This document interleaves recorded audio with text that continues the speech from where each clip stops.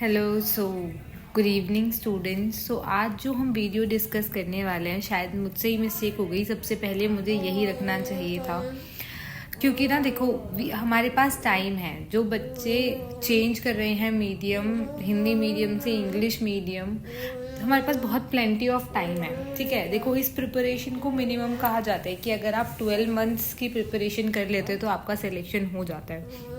हमारे पास है 16 मंथ्स, हमारे पास इजीली हैं अगर हम जैन से अपनी प्रिपरेशन स्टार्ट करते हैं तो फाइन। अब अगर हम 16 मंथ्स के अकॉर्डिंग देखें तो हमारे पास प्लेंटी ऑफ टाइम है। तो हमें अपनी प्रिपरेशन ऐसी रखनी है कि फर्स्ट अटेम्प्ट में ही सिलेक्शन के पूरे चांसेस है।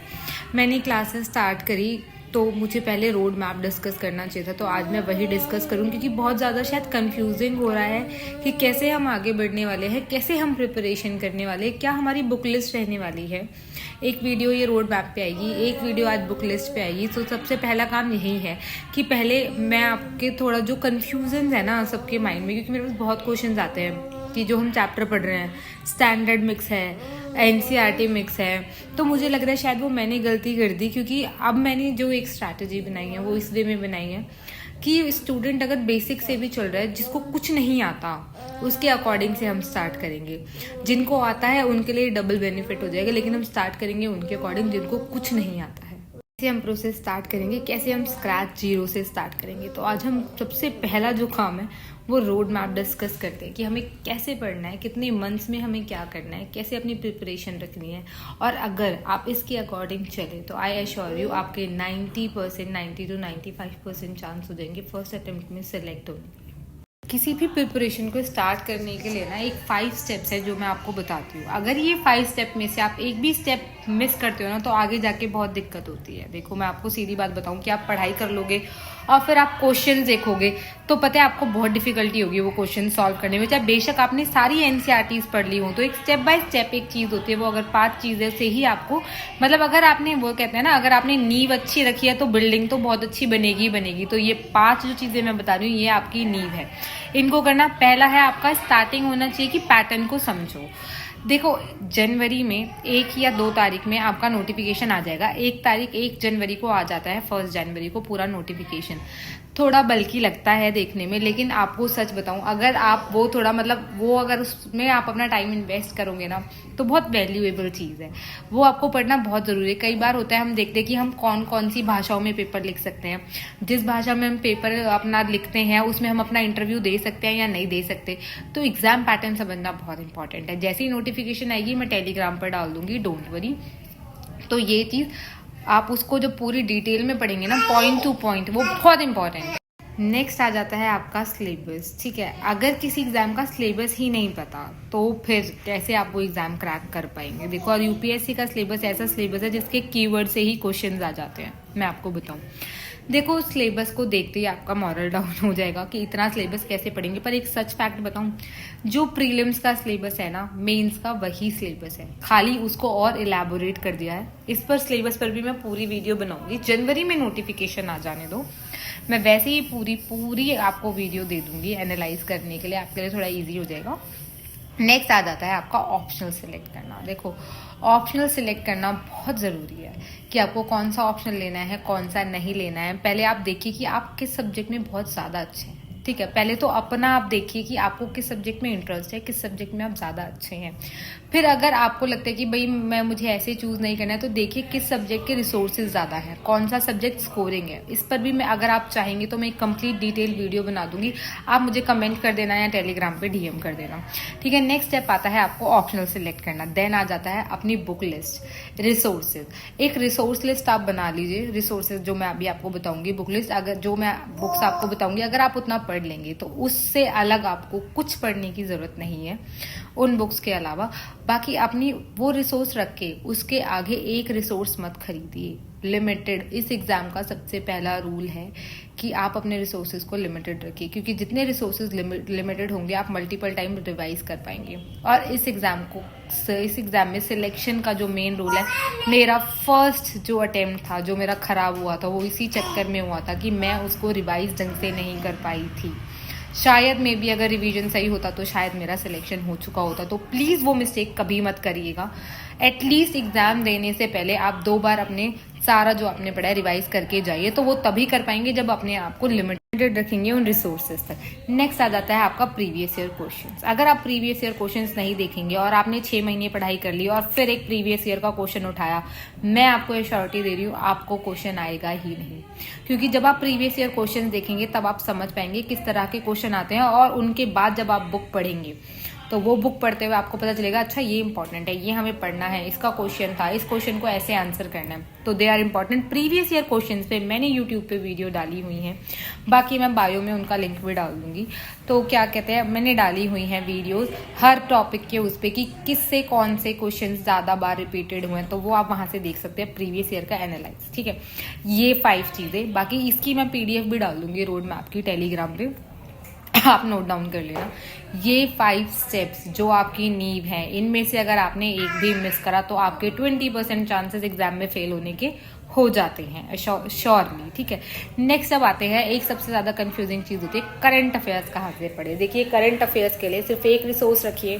देखो हिंदी मीडियम वालों के लिए तो मैं मैगजीन ही बोलूंगी, क्योंकि न्यूज़पेपर कोई खास इतना अच्छा आता है नहीं। हिंदी मीडियम वाले खाली स्टिक रहे जो भी मंथली मैगजीन्स आती हैं। इंग्लिश मीडियम वालों के लिए मैं बोलूंगी प्लीज जितने अपने नोट्स बनाएंगे, ठीक है, जितने अपने नोट्स बनाओगे उतना आपको चीज़ें याद रहेंगी। इसलिए मैं बोलती हूँ हमेशा अपने नोट्स पे ही डिपेंडेंट रहिए। ठीक है, क्या कहते हैं न्यूज़पेपर या तो आप क्या कहते हैं वो पढ़ेंगे, हिंदू पढ़ेंगे, या फिर आप हिंदू को छोड़ के अगर आप कुछ और पढ़ेंगे तो आपका इंडियन एक्सप्रेस हो जाता है। देखो हिंदू जो है थोड़ा डिफिकल्ट है समझने में, इंडियन एक्सप्रेस ईजी है। स्टार्ट आप इंडियन एक्सप्रेस से कर लो ताकि समझ में आनी हो, then go to the Hindu, क्योंकि द हिंदू में एक बैलेंस आंसर आपको कैसे लिखा जाता है वो आपको पढ़ते पढ़ते ही आ जाएगा। ठीक है, द हिंदू करने से आपका आधे से ज्यादा CSAT खत्म हो जाएगा। तो द हिंदू पे स्टिक करिए। अगर आप अपने नोट्स बनाएंगे न्यूज़पेपर में से तो आपको किसी मैगजीन की जरूरत नहीं पड़ेगी। ये सब बेचने के धंधे हैं मैगजीन्स के, इसकी लो, विजन की लो, उसकी लो, XYZ कि ये वाली मैगजीन्स ले लो और आपका हो जाएगा। हर किसी में कुछ ना कुछ स्किप होता है। अपने नोट्स बनाएंगे, छोटे होंगे, बल्कि नहीं होंगे, रिवाइज कर पाएंगे। तो इसलिए न्यूज़पेपर पढ़िए। सिर्फ अगर आप मैगजीन से रहते हो ना, जैसे बोल देते हैं अरे आजकल तो टाइम बचाने के लिए न्यूज़पेपर एनालिसिस ले लो, मैगजीन्स ले लो, पर न्यूज़पेपर मत पढ़ो। आप समझ लीजिए कि खाली आप न्यूज़ जो होता है ना करंट अफेयर का गेन, वो खाली आप 25% ले रहे हैं, बाकी का 85% आप मिस कर देते हैं। ठीक है, बाकी का 75% आप मिस कर देते हैं। बाकी का 75% सोचो कितना होता है। तो बेटर है न्यूज़पेपर पढ़िए, 75% को मिस मत करिए, अपना 100% डन करके चलिए। अब हम आते हैं आपके पूरे कैसे मंथली डिवाइड करेंगे। हम स्टार्ट करते हैं पहले के 3 मंथ, जिसको हम डिवाइड करते हैं जनवरी, फरवरी और मार्च में। ठीक है, देखो मैंने आपको क्या बताया था, किसी भी शेड्यूल को बनाने का सिंपल सा तरीका है। दिन में होते हैं 24 घंटे, 8 3 24, 8 घंटे पढ़िए, 8 घंटे सोइए और 8 घंटे आप एंजॉय कीजिए। अपनी फैमिली को टाइम दीजिए, अपने सोशल मीडिया को टाइम दीजिए, खुद के लिए रखिए। 8 घंटे पढ़ के आपको कोई 17, 15, 12 घंटे नहीं पढ़ना है। 8 घंटे पढ़ के आप इजीली एग्जाम क्रैक कर पाएंगे अगर आप इस अकॉर्डिंग चलेंगे तो हमने डिवाइड किया जन, फेब, मार्च, इन 3 महीने में। ठीक है, कुछ मत करिए, ओनली NCERTs। मैं अब NCERT की क्लासेस दूंगी, क्योंकि मैंने बोला ना बहुत कंफ्यूजिंग हो रहा था स्टैंडर्ड और वो। ठीक है, अब मैंने टाइम ही अलग कर दिया कि हम बेसिक से चलेंगे, ओनली NCERTs, फिर हम स्टैंडर्ड पे आएंगे। ठीक है, तब हमें स्टैंडर्ड समझ आने लगेंगी। तो सिंपल बेसिक से चलते हैं। तो ये 3 महीने रखेंगे हम अपनी NCERTs के लिए, हम सारी NCERTs अपनी कंप्लीट कर लेंगे। ठीक है, इसमें क्या करेंगे, हम सिर्फ और सिर्फ NCERT पे फोकस करेंगे, अपने नोट्स बनाएंगे और क्या कहते हैं अपना जो भी पीरियोडिक रिवीजन होता है वीकली, वो अपना रिवीजन करेंगे, जो भी हम संडे का टाइम रखेंगे। डेली रूटीन आपका रहेगा, देखो न्यूज़पेपर आप स्टार्ट करोगे, 2 घंटे आपको न्यूज़पेपर में चाहिए, बाद में वो आराम से आपका 1 या 1.5 घंटे में चेंज हो जाएगा। सो न्यूज़पेपर आपका कवर करेगा 2 आवर्स। 3 आवर्स आप रखेंगे GS 1 के लिए, मतलब 2 टॉपिक, जैसे मैंने आपको बताया कि 2 सब्जेक्ट साथ लेके चले, जैसे हम हिस्ट्री और पॉलिटी लेके चले थे, ऐसे आप कोई भी सब्जेक्ट चूज कर सकते हैं, पर हम 2 सब्जेक्ट साथ लेके चलेंगे। GS 1 subject, GS 2 3 hours, 2 hour newspaper complete आपके 8 आवर्स हो गए। ये रखना है आपको 3 महीने के लिए, जन, फेब, मार्च। क्योंकि देखो अच्छा पढ़ोगे 2 महीने में खत्म हो जाएंगी, 2.5 महीने में खत्म हो जाएंगी। मैं उसको लेके चल रही हूँ जो बिल्कुल 0 से स्टार्ट करे, 3 महीने NCERT के लिए मोर देन सफिशिएंट है। फिर नेक्स्ट आपके मंथ्स आ जाते हैं अप्रैल मई जून, 3 महीने और इसमें आपको अपना टारगेट रखना है सिर्फ ओनली GS सब्जेक्ट, जिसमें आपकी NCERTs खत्म हो चुकी होंगी। अब आप मूव ऑन कर जाएंगे अपने इसके साथ एडवांस बुक्स के साथ। अपनी एडवांस बुक स्टार्ट कर लेंगे, आपको समझ आनी स्टार्ट हो जाएंगी क्योंकि NCERTs बेसिक्स आप अपने कंप्लीट कर चुके होंगे। एडवांस बुक लेंगे। एथिक्स के लिए थोड़े नोट्स हैं, वो मैं आपको दे दूंगी, वो आप इजीली अपना कर लेंगे। अपने नोट्स बनाएंगे आप बुक्स के, या अगर आपको मेरी क्लास समझ में आ रही है तो मेरे handwritten notes, topic wise notes रहेंगे क्योंकि वो टॉपिक वाइज होंगे। किसी भी आप इंस्टीट्यूशन के नोट्स खरीद लाएंगे ना, बिलीव मी, उनको खोल के ना आपको कुछ नहीं आएगा, समझ ही नहीं पाएंगे क्योंकि क्लासेस आपको पता ही नहीं। तो क्लासेस के साथ जो नोट्स होते हैं वो फिर भी समझ आते हैं। इसमें भी आप अपना न्यूज़पेपर का रूटीन 2 आवर्स रखेंगे, आप पढ़ भी पाएंगे, अपने नोट्स भी बना पाएंगे। GS एडवांस के लिए आप अपना 4 से 5 घंटे देंगे। आपको पता है वो टाइम जाएगा इतना, 2 सब्जेक्ट के लिए 4 घंटे देंगे तो वही 2 आवर्स, और 1 घंटा अपने रिवीजन का, तो 4 घंटे आपके GS के एडवांस बुक के। 2 बुक्स उठा के चलेंगे, 2 घंटे एक बुक को, 2 घंटे एक बुक को। न्यूज़पेपर 2 आवर्स हो गए आपके 6 आवर्स, देन आपका 1 घंटा होगा आपका GS का रिवीजन, तो आपके 8 आवर्स या 7 आवर्स इससे हो जाएंगे। फिर आती है हमारी नेक्स्ट 5 मंथ्स की स्ट्रैटेजी, जुलाई, अगस्त, सितंबर, अक्टूबर, नवंबर। ये है हमारा क्रूशियल टाइम। इस टाइम तक सोचो आप अपने बेसिक्स कंप्लीट कर चुके होंगे जुलाई तक। जुलाई से आते हैं जो भी आपके करंट अफेयर्स जुलाई से आते हैं उनको आप डीपली पढ़ेंगे। इस टाइम तक आपको न्यूज़पेपर रीड करना आ चुका होगा, नोट्स बनाना आ चुका होगा। जुलाई जून के टाइम से आपको अपने नोट्स ऐसे रखने, क्योंकि वही आते हैं एग्ज़ाम में, वही आते हैं ज़्यादातर, तो उनको आप ऐसे रखेंगे बिल्कुल टिप्स पर, बिल्कुल अच्छे से अपने नोट्स बना के। ये जो स्टार्टिंग में हमने न्यूज़पेपर स्टार्ट किया था, इससे क्या होएगा, आपको तब तक रीडिंग हैबिट पड़ जाएगी, नोट्स कैसे बनाते हैं पता चल जाएगा, क्या पढ़ना है क्या छोड़ना है न्यूज़पेपर में ये पता चल जाएगा। तो ये काम हो गया आपका ईजी।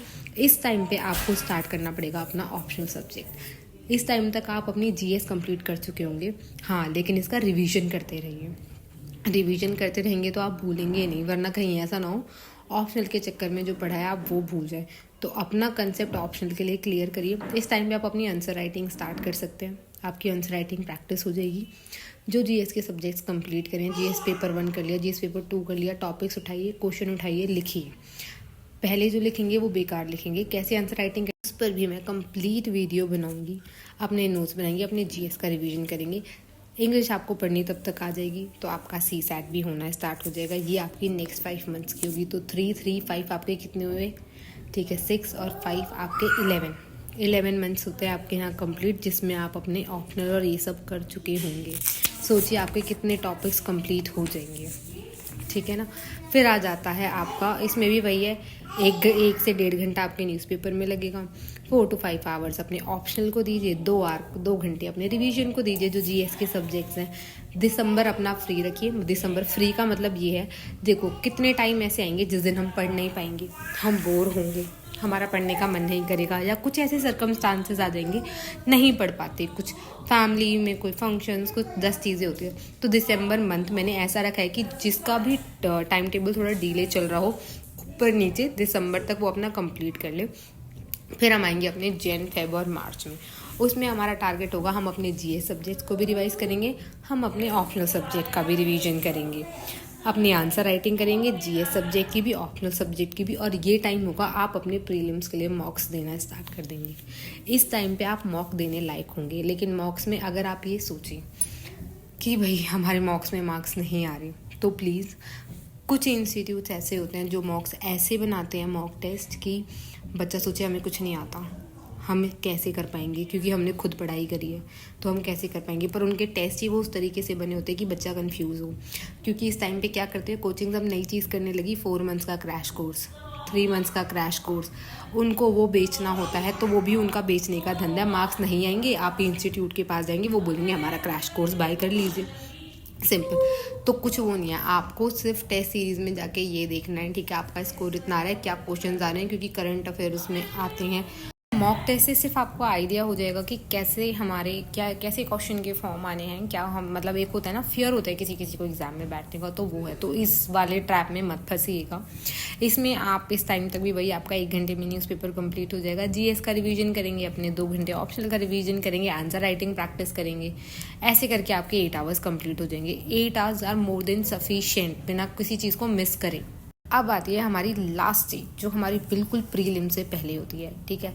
इसमें आप सिंपल कुछ नहीं करेंगे, आपका टारगेट रहेगा रिवीजन करना अपने जीएस का, जितना ज़्यादा से ज़्यादा आप रिवीजन कर पाए, ठीक है। लास्ट स्टेज आपका क्या होगा, आपके उस मंथ में मार्च में थे, अप्रैल और मई का, मई में एग्ज़ाम आ जाता है, मई में एग्ज़ाम की डेट आ रही है। देखो ये टाइम ऐसा होगा जिसमें आप 10 to 12 आवर्स अपनी पढ़ाई को खुद ही दे दोगे। जब आप इतनी तैयारी कर लोगे ना, आपको खुद का मन करेगा अरे ये रह गया ये रह गया। तो जब हम इतना एक एग्ज़ाम को प्रिपरेशन दे रहे हैं और सिलेक्शन लेना है इतनी अच्छी पोस्ट के लिए, तो 2 महीने तो हम 10 to 12 आवर्स दे सकते हैं। इस टाइम आप थोड़ा अपना रिवीजन स्पीड रखना 10 to 12 आवर्स वाली, जैसे आप बोर्ड्स एग्ज़ाम में रखते थे। इसमें आपका सिर्फ जीएस टारगेट रहेगा। आंसर राइटिंग बंद कर देना, मॉक टेस्ट प्रीलिम्स के देना, जीएस प्लस सीसैट या फिर क्या कहते हैं, सॉरी मॉक टेस्ट भी अपने बंद कर देना। इस टाइम पे कोई मॉक टेस्ट नहीं, ओनली रिवीजन। अपने मॉक टेस्ट भी बंद। डेली रूटीन आपका ये रहेगा, आपका न्यूज़ का रिवीजन 1 आवर, जो आप न्यूज़पेपर बना चुके होंगे, ठीक है। जो कुछ नया आर्टिकल आ रहा होगा, जल्दी से हेडलाइंस पढ़ी, कुछ आ रहा है तो वो करा। बाकी सिर्फ जो आपने करा है वो जीएस में आप अपना 5 घंटे देना रिवीजन का करने का। और जो आप मॉक टेस्ट दे चुके हो उन पेपर्स को 2 घंटे एनालाइज करना, जो आप दे चुके हो उनको एनालाइज करना, इस वे में कि जो 4 ऑप्शन दे रहे हैं उन 4 ऑप्शंस की डिटेल्स पढ़ना। ये भी मैं वीडियो बनाऊंगी कि मॉक टेस्ट को कैसे एनालाइज किया जाता है। ये रहेगा आपका लास्ट का। मई में आप अपना कंप्लीट रिवीजन करेंगे, new newspaper nothing, only GS revision. April month में मैंने आपको बताया, मई में आप ये करेंगे और अपना एग्ज़ाम देंगे। और मैं श्योरिटी दे रही हूँ 101% आपका प्रीलिम्स क्रैक हो जाएगा। प्रीलिम्स क्रैक हो जाएगा और मेंस भी आप अच्छे से अपना दे पाएंगे। तो ये है आपका पूरा रोड मैप 2025 का। इसी हिसाब से हमारी क्लासेस पढ़ेंगी। नेक्स्ट वीडियो में मैं आपको बताऊंगी क्या आपके रिसोर्सेज रहेंगे।